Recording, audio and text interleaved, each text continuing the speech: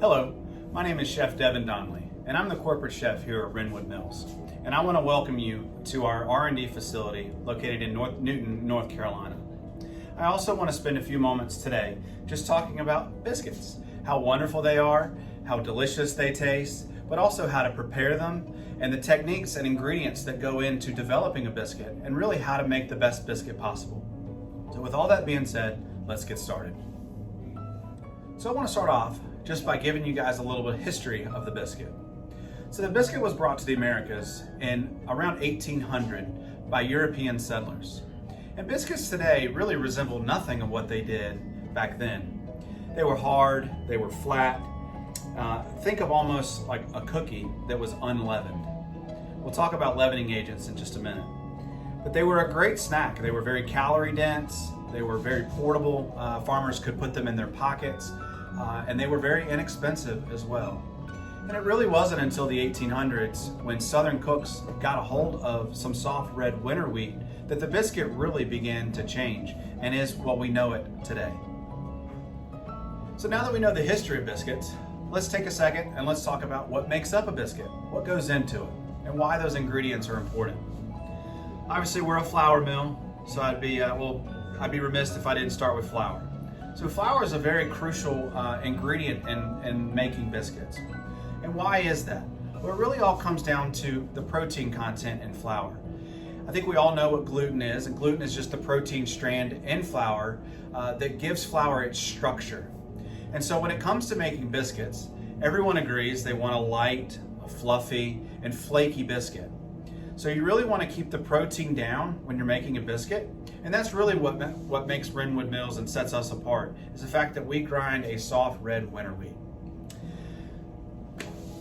You can make biscuits with all-purpose flour. Sure, it'll work just fine. But all-purpose flour is a blend of soft wheat and hard wheat, which will raise the protein content in the flour and be a less desirable biscuit. We also have some unbleached flour as well, and you're certainly able to use that. But today, we're going to be making biscuits using our Southern Biscuit self-rising flour, which self-rising flour is basically flour that has a chemical leavener already added to it.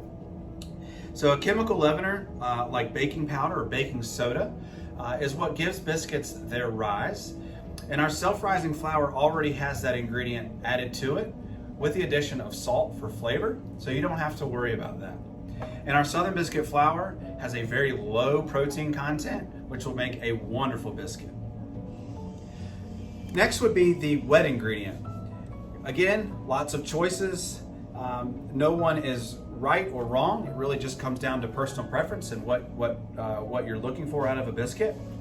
You could certainly use cream, you could use milk, or you could use buttermilk.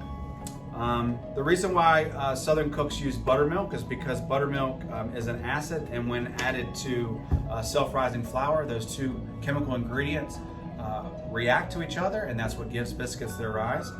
Also, the addition of buttermilk really gives biscuits that tang that we really like inside of a biscuit as well. And it's really all about flavor. So the last ingredient that goes into biscuits would be a fat component. Traditionally, my grandmother used lard, which is a solid animal fat, which we don't typically use or see anymore today. So cooks now either use butter or they'll use a Crisco-like solid vegetable shortening.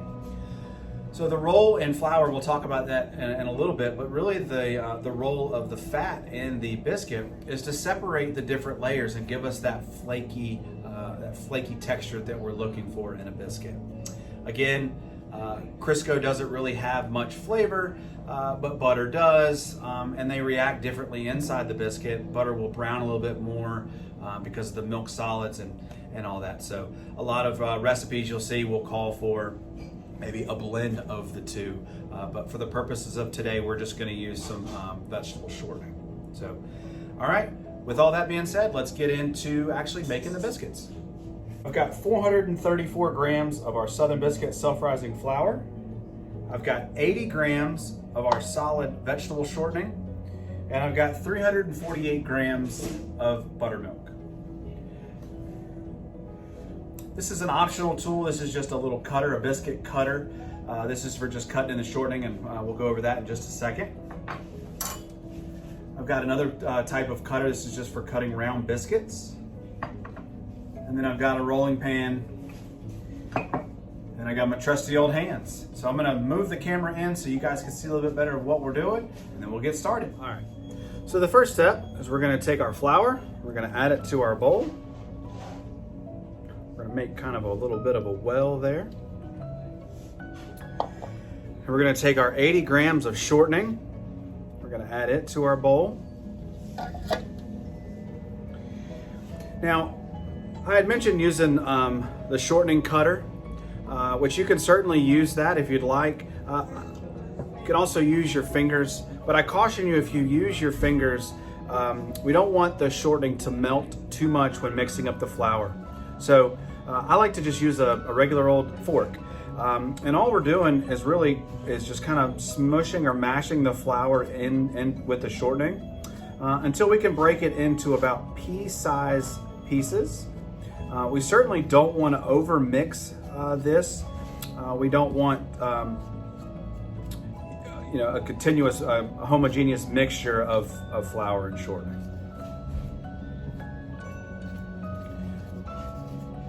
And we're just going to continue to mix this until all those little bits of the big pieces of shortening are broken up.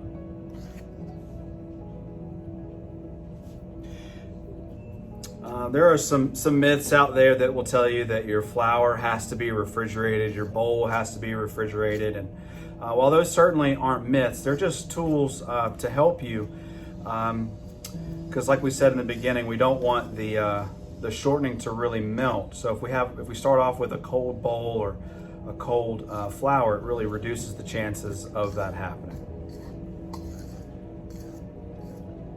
So right now I'm just kind of looking for some big chunks of shortening that maybe I didn't break up, and just kind of continuing to mash those down. And I think we look good here.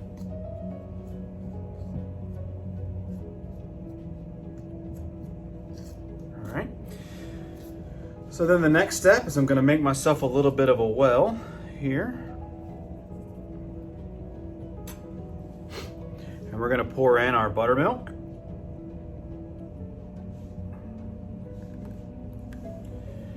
Use our fork here just to make sure we get all of the buttermilk that we weighed out. Okay. Now this is probably a pretty crucial step here. We certainly don't want to over mix this.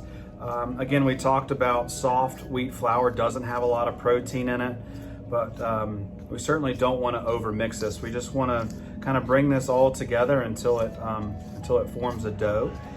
It will be slightly sticky. You'll see that in just a minute. But that's okay.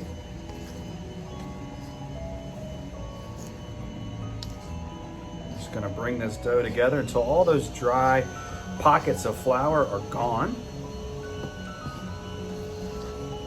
Just kind of in a folding motion here, just bringing it all together. Like with many quick breads, like I mentioned before, we certainly don't want to over mix this. It's almost better to leave it under mixed than it is to be over mixed. And so now the dough is kind of all brought together here. And you can see it's pretty wet, it's pretty sticky, and that's okay. We're just going to bring this together. There we go. Okay.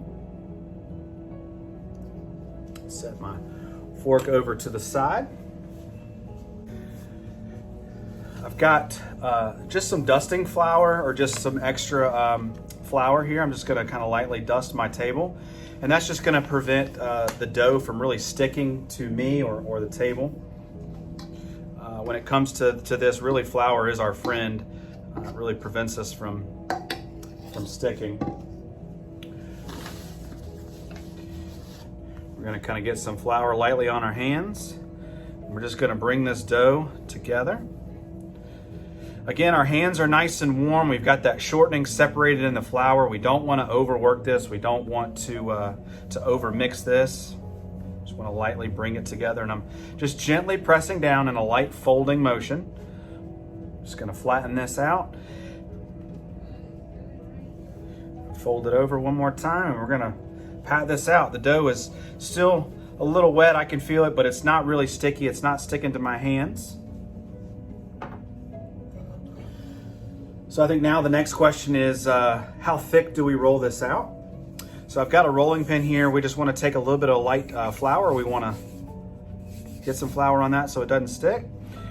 And the technique here is just to roll from the center out and let the weight of the rolling pin really do the job here for you. A lot of people want to really mash down on that, and that's not really necessary. Just let the weight of the rolling pin. As you can see, the dough's kind of sticking a little bit to my rolling pin, so we're just going to add a little bit more flour on top of that. Again, flour is our friend. We're just going to keep rolling. So ideally, I'm looking for roughly a 1/2 inch thick biscuit. That's what I like. Okay, so there we've got our dough nice and brought together. It's real even on all sides here. We're going to take our biscuit cutter. Again, the size of the biscuit cutter is really up to you.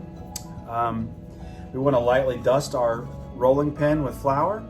And then another really chef's technique here is to just push straight down. We really don't want to turn the cutter. And the reason for that is we've worked so hard to get these layers of shortening in here. If we were to turn the cutter, what we end up doing is sealing the outside of that biscuit, and it's going to cause the biscuit not to rise as much. So we really don't want to do that. Again, flour is our friend, so we're just going to keep flouring our surface. We're going to punch out our biscuits.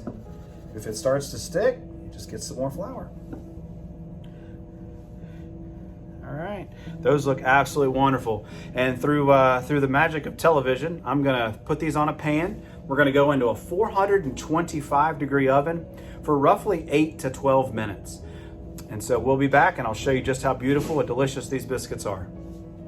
All right, so our biscuits have come out of the oven. They smell amazing, they look amazing. I could smell the tanginess of the buttermilk. It's a really good looking biscuit here. We're gonna break one open, just kind of look at the meat of the biscuit. And it's wonderful. It's light and it's airy. I can see the pockets in the biscuit. Let's taste it. Wow, it's wonderful. I can taste the tanginess of the buttermilk. You can see the different layers of the shortening in here and how it separates. This is absolutely wonderful. So I know biscuits have a reputation for being hard to make. As you can see today, they're really not. Just a few simple techniques that we talked about today, and you guys can make biscuits too.